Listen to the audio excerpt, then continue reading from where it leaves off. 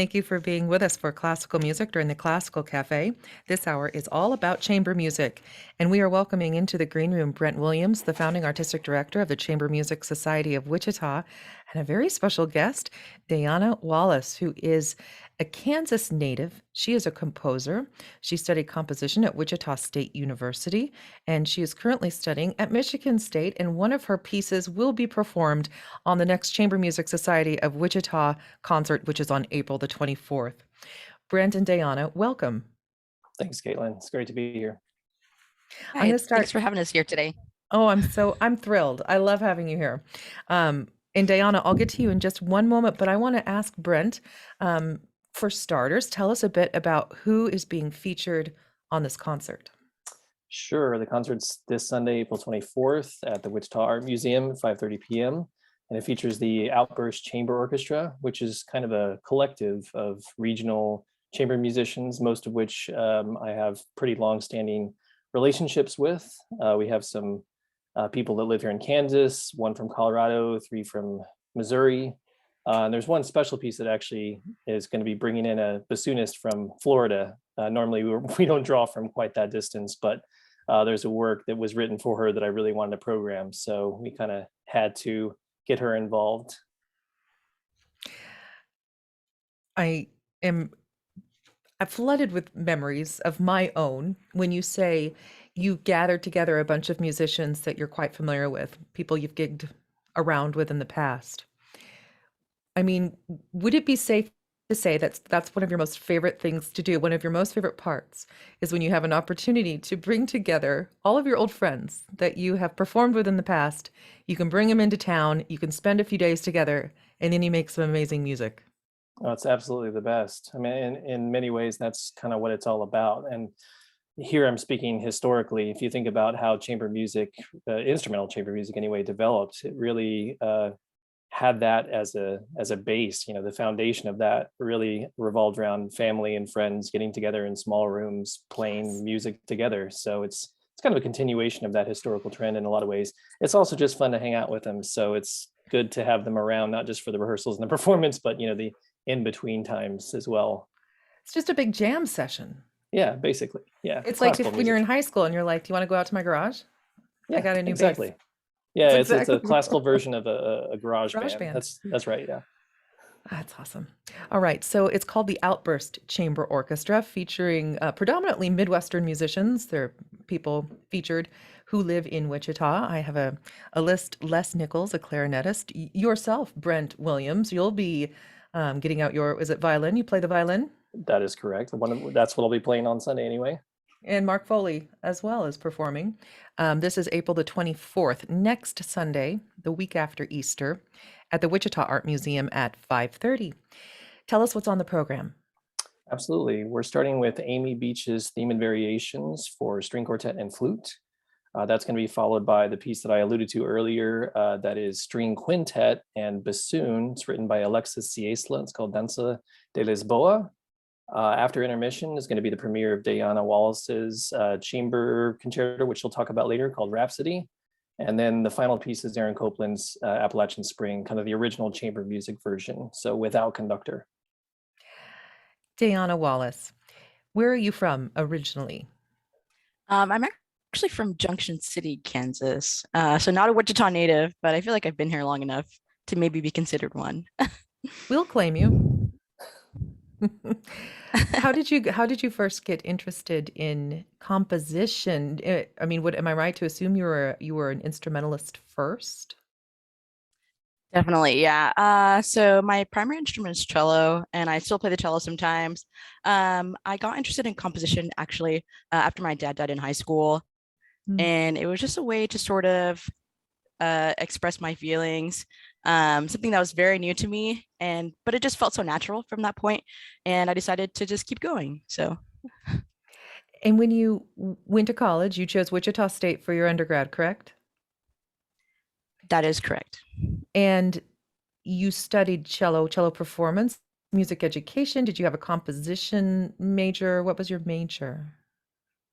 I double majored actually in cello performance and music composition as well. The cello professor there at Wichita State University, Lena Chukayev, is just a great, wonderful human. And I'm really happy that I decided to get a performance degree under him as well. And now you're in Michigan.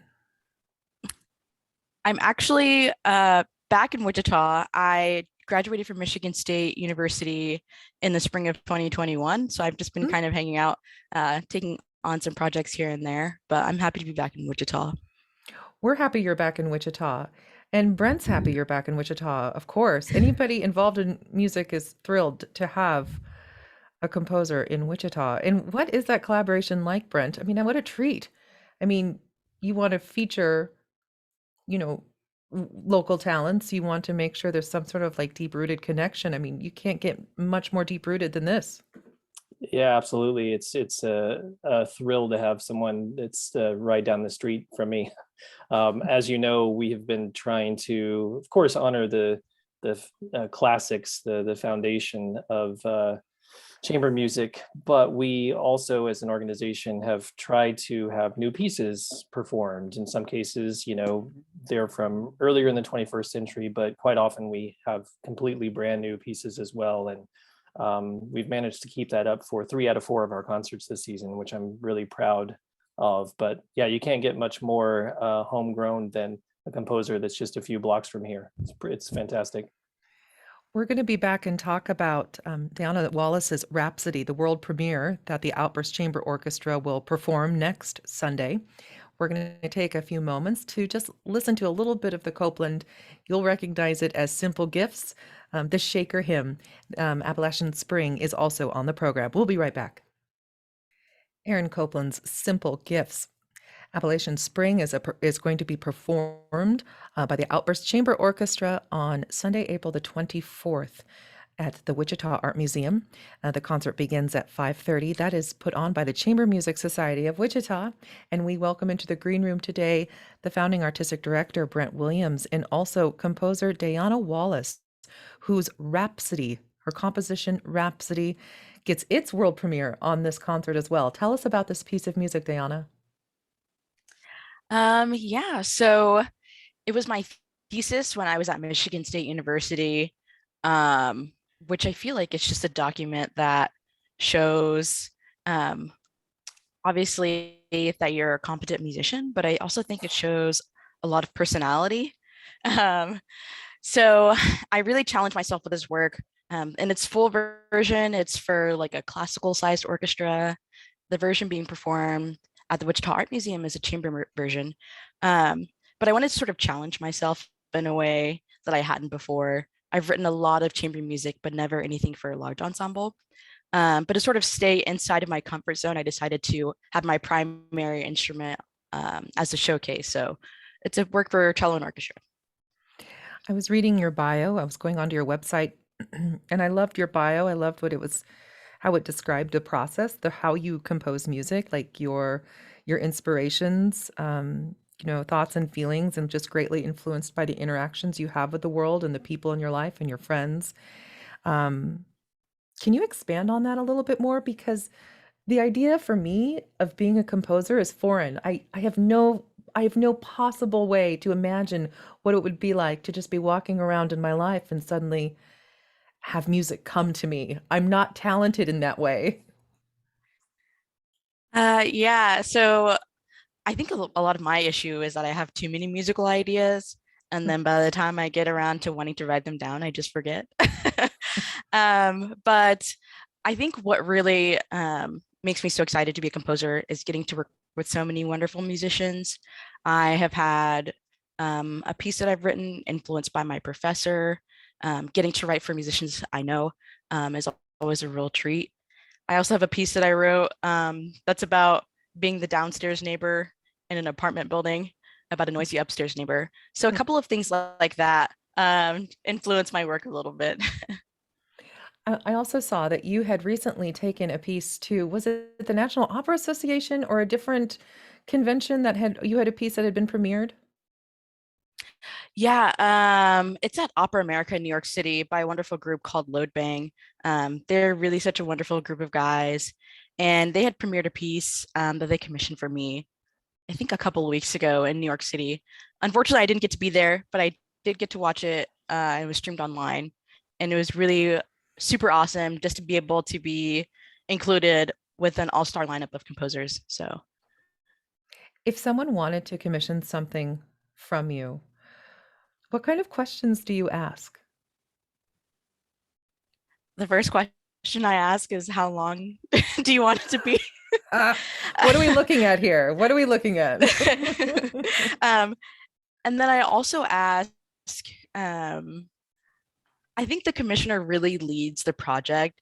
Typically, they have something in mind that they're specifically looking for, and we've crossed paths along our musical journeys, and they wanted to include me in their project.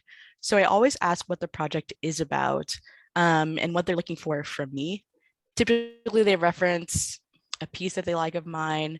I think that's the main process. And then along the way, just depending on what I'm working on, I'll ask, does this work for you? Especially if I'm writing for an instrument that I'm not super familiar with. So Yeah. And it's wonderful as a performer to be able to have these conversations with a composer, being that 96% of the things any musician performs in their lifetime is from somebody long since gone. How wonderful to have that collaboration. Brent, one more time, would you please give us the rundown about when the concert is, who's featured on it, what time to show up, all of the details? Absolutely. The concert is Sunday, April 24th. The doors open at 4 o'clock for a cocktail hour, and food also can be purchased during that period. There's a Meet the Composers chat at 5 p.m., which will be kind of a Q&A session with Dijana and myself. The concert itself is at 5:30 p.m. and it features the Outburst Chamber Orchestra performing Amy Beach's Theme and Variations for flute and string quartet, the Danza de Lisboa by Alexis Ciesla, Dijana Wallace's Rhapsody, and then Aaron Copland's Appalachian Spring. Thank you both so much. Diana, it is wonderful to meet you, and I wish you all of the best, but I also know that I'm going to cross your path again sometime in the future, and I hope to have many more discussions about it, and I'm so glad you're back in town. Welcome back home. thanks. It's so good to be back. Brent, have a wonderful, wonderful concert at the Art Museum on April the 22nd. Thank you for being here. Thank you, Katelyn. Thanks for having us.